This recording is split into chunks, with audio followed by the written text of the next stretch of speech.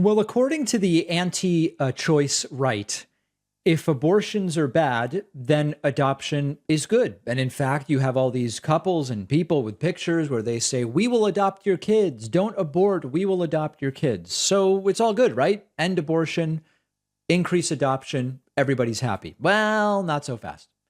A radical, repugnant Republican Congresswoman, Marjorie Taylor Greene, is now saying that non-biological parents are dangerous to children. They are dangerous to children. Well, but hold on.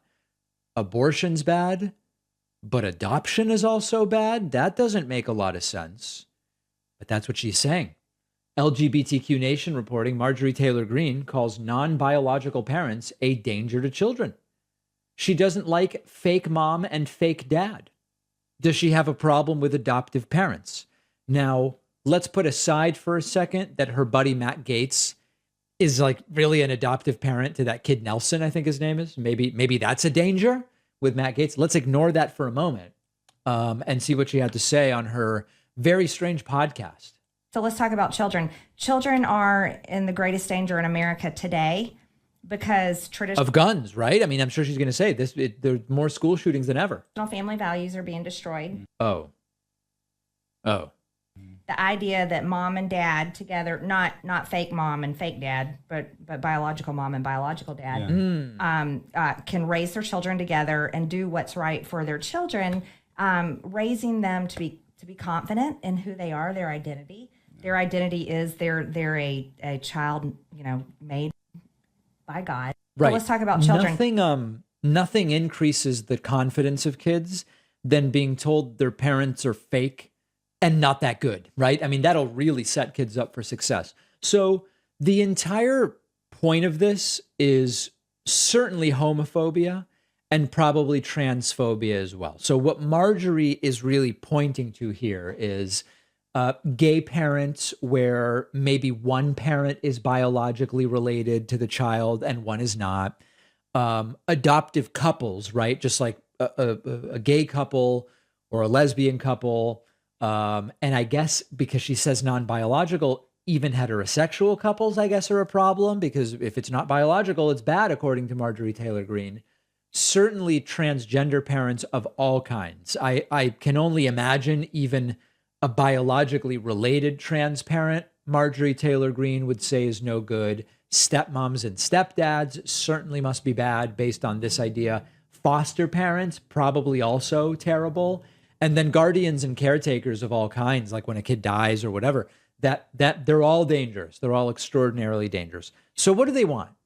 Do they want kids to suffer? No, they want moms to suffer. That's really it. I think the kids suffering, they're indifferent to, but it's the moms.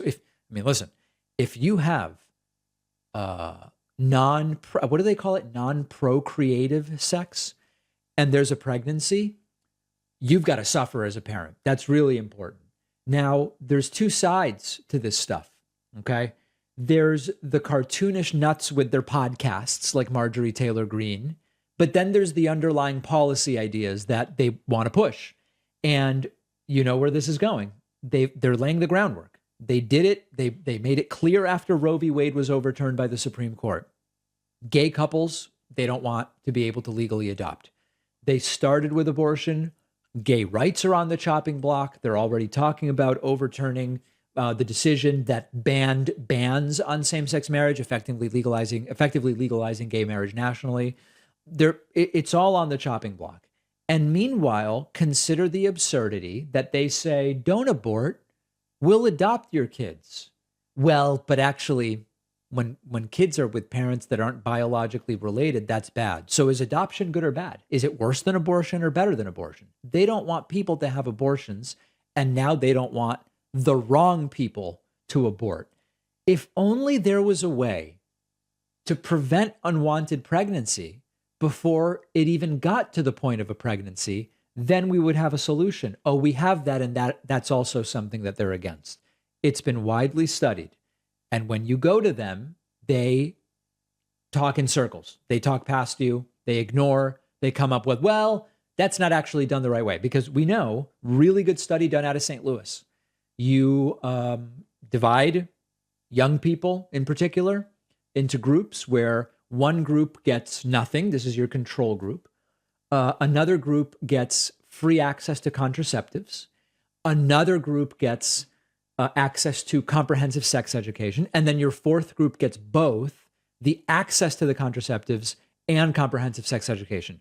Who do you think has the fewest unwanted pregnancies? It's the last group, the group with the access to contraceptives and the sex ed. Why don't they want it? Because of their strict father morality. They have a belief that, okay, fine, maybe that would work to reduce pregnancy. But if you have non-procreative sex, particularly out of wedlock, as they love to say, isn't that a beautiful term? You're locked, wedlock. Then you deserve it. You deserve to be forced to carry a pregnancy to term. That's fundamentally their belief. It's not about, well, abortion, adoption, whatever. No. It's about, you got to behave the way they believe Jesus wants you to behave, even if you don't care about that particular religion or any religion. That's what they want.